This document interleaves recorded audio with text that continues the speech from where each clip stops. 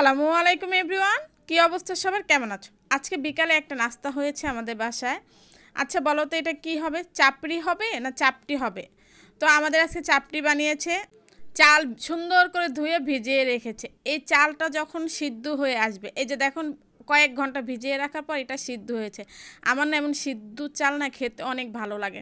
আচ্ছা, ভিজিয়ে রাখার পর চাল কি হয়, সিদ্ধ হয় না কি হয় একটু জানে তো? আমরা অবশ্য সিদ্ধই বলি, অনেকে কী বলে আমি ঠিক জানি না। অনেক দেশে অনেক কথাই বলতে পারে। এগুলো রসুন দিয়েছে, কাঁচামরিচ দিয়ে চালগুলো সুন্দর করে একটু পানি দিয়ে ব্লেন্ড করে নিয়েছে। এটা না একদম ব্লেন্ড করছে না, একদম গুঁড়া করে ফেলছে, একদম মিহি হয়ে গিয়েছে। এটা আবার হালকা মানুষ একটু দানা দানা থাকে, ওইটা না একদম মিহি হয়ে গিয়েছে।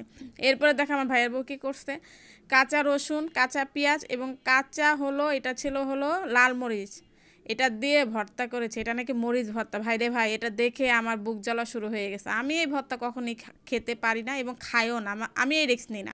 ব্যাটারটা সুন্দর করে পেঁয়াজ কুচি দিয়ে আবার ভালো করে একটু পানি দিয়ে গুলিয়ে নিয়েছে। এটা চাপটি বানানোর জন্য একদম ব্যাটার কমপ্লিট। অবশ্যই এখানে লবণও দিয়েছে। এরপরে দেখো, এটা চুলায় প্যান গরম হওয়ার পরে দিয়ে দিয়েছে ব্যাটারটা। এটা গোল করছে। আজকে না চাপটিটা মাশাআল্লাহ দিলে খেতে অনেক মজা হয়েছে, মুচমুচাও হয়েছে। আমি তোমাদেরকে দেখানোর জন্য ভিডিও করে, তোমরা যদি কেউ চাও এরকম করে বানিয়ে খেতে পারো এবং খাওয়ার পর আমাকে একটু জানাইবা কেমন হয়েছে। হ্যাঁ, কারণ আমি একটু শুনতে চাই আমার ভিউয়ার্সদের কেমন লাগে। এখন তো মানুষ অনেক আলসে হয়ে গেছে, কারণ চাপটি তারা কেউই বানায় খায় না, বেশিরভাগ মানুষই কিনে খায়। আর আমরা হলাম বাসায় এগুলো বানায় খাই মাঝে মধ্যে। আমার ভাই আর বউ আর আমার মা, তাদের অনেক পছন্দ। আমার এত পছন্দ না হলেও আমি আর খেতে হয়, কারণ সন্ধ্যার সময় তো আর এক একজনের জন্য এক এক নাস্তা বানানো যায় না, এর জন্য আর কি আমি এটা খাই। আর হয়েছে এখন এটা উঠাবে, দেখো দেখো কি সুন্দর করে উঠা যায়। এত সুন্দর হয়েছে, মাশাআল্লাহ মাশাআল্লাহ। আমি জানো এটা প্লেটে নিয়ে একটু ঘুরিয়ে ঘুরিয়ে একটু ঢং করছি আর তোমাদেরকে একটু দেখাচ্ছি।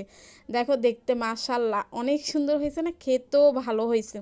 তোমরা যদি কেউ চাও আমার এই রেসিপি ফলো করে বানিয়ে খেতে পারো। বানানোর পর একবার আমাকে জানাবা। আর আজকে আমার চায়ের কালারটা মাশাআল্লাহ এত সুন্দর হয়েছে যে আমার বারবার মনে হচ্ছে না এই ভিডিওটা তো আমি করবই। কাপে অবশ্য নেই, সবাই কিন্তু আমাকে বলবা আমার চায়ের কালারটা কেমন হয়েছে। আমি চা আলহামদুলিল্লাহ অনেক ভালো বানাই। সবাই ভালো থাকবে, সুস্থ থাকবে, আমার জন্য দোয়া করবে। আল্লাহ হাফেজ।